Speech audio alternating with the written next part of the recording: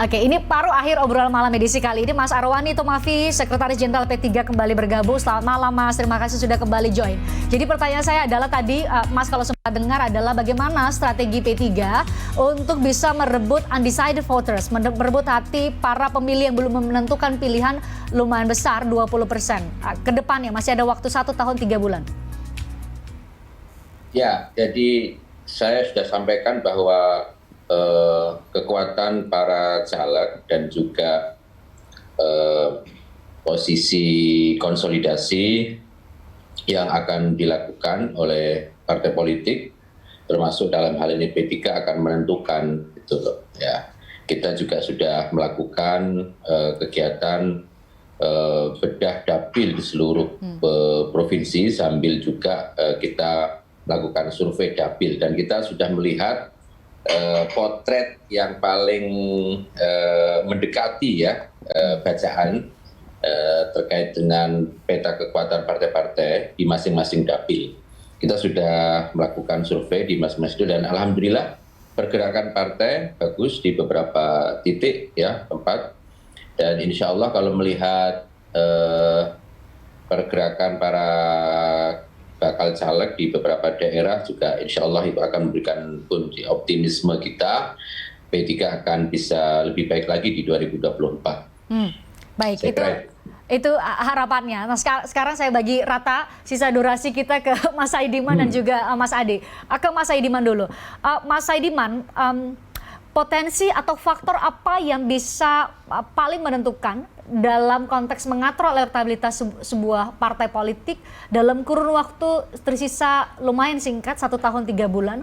Apakah figur capres atau bakal capres yang diusung oleh partai, atau tadi sempat disebutkan tokoh-tokoh atau figur-figur wakil rakyat per dapil yang juga menjadi faktor penentu?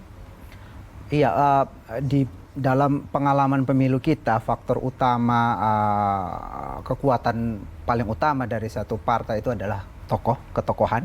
Ini yang menjelaskan banyak hal ya. Misalnya PDIP kenapa mereka punya elektabilitas yang cenderung stabil di atas dibanding yang lain, karena mereka punya tokoh.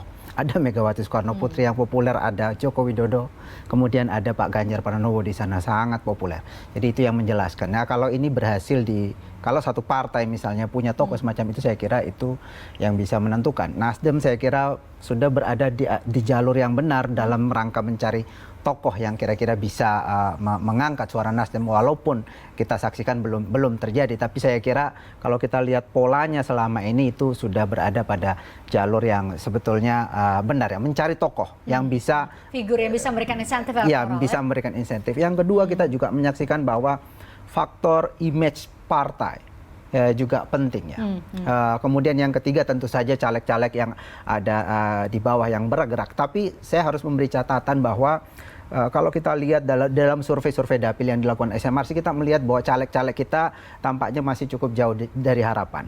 Popularitas mereka, likability dan elektabilitas mereka sesungguhnya itu masih rendah. Oh, tingkat kesukaan juga masih rendah ya? Masih rendah, bahkan kedikenalan masih sangat rendah. Karena itu yang mendorong para caleg ini masih dari image partai atau tokoh nasional yang dimiliki oleh partai. Itu yang terjadi saat ini. Makanya kalau publik sih lihatnya paling awam adalah kalau ada baliho pasti di belakangnya masih ada ketua umum partai atau tokoh nasional ya. Nasional. Dari baliho-baliho bagi calon anggota legislatif. Kalau dari Mas Adi apa Mas?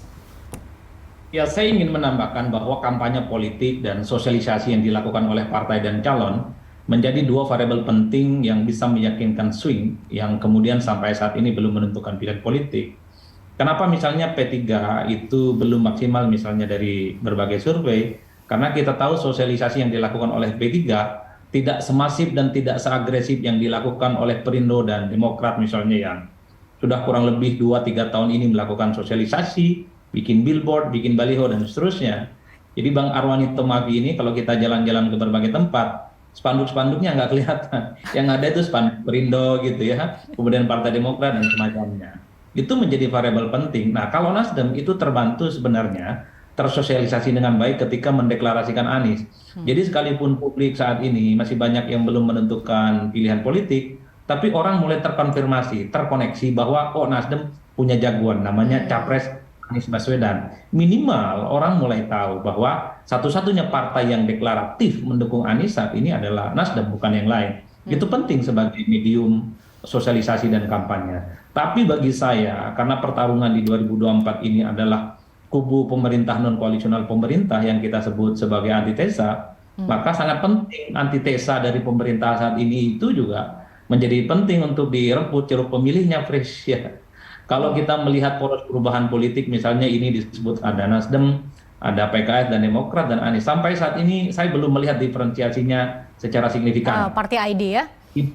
Iya, bukan, belum melihat perbedaan yang secara signifikan dimunculkan oleh Nasdem ataupun Pak Anies. Sebagai figur yang dinilai oposan dan berhadapan-hadapan dengan Anies. Misalnya belum ada narasi bahwa kalau mereka menang, mereka akan mengatakan bahwa tidak akan melanjutkan semua hal yang sudah dilakukan oleh Jokowi. Itu kan pembeda yang cukup tegas. Kalau Anies disebut punya irisan dengan Jokowi, melanjutkan beberapa hal yang positif, saya kira tagline perubahan itu tidak akan mendapatkan secara signifikan. Setahu saya, Anies ini adalah cawan politik bagi kelompok-kelompok kritis, yang kedua ingin ganti rezim, dan yang ketiga ingin mengalahkan dominasi PDIP di 2024 yang akan datang. Kalau tiga hal ini dikapitalisasi, sekecil apapun pemilihnya, sangat mungkin orang-orang yang saat ini iman politiknya belum punya pilihan, dia akan migrasi ke situ. Nah itu saja sebenarnya, Chris ya. Menurut saya ya. Kalau pernyataan Mas Adi kalau mau dilanjutkan, sebenarnya Mas Sugeng mau nanggepin, tapi sudah habis durasi kita. Mas Sugeng, saya sangat mengapresiasi kehadiran Mas Sugeng malam ini.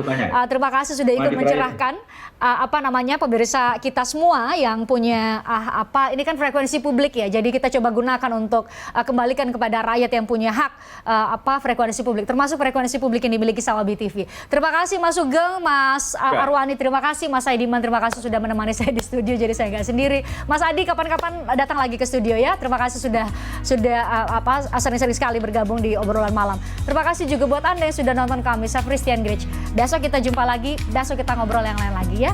Sampai jumpa. Tertarik dengan diskusi saya dengan para narasumber? Saksikan obrolan malam dengan topik-topik menarik lainnya. Jangan lupa subscribe ya channel YouTube Berita 1. Like, komen, dan share video ini ya. Terima kasih.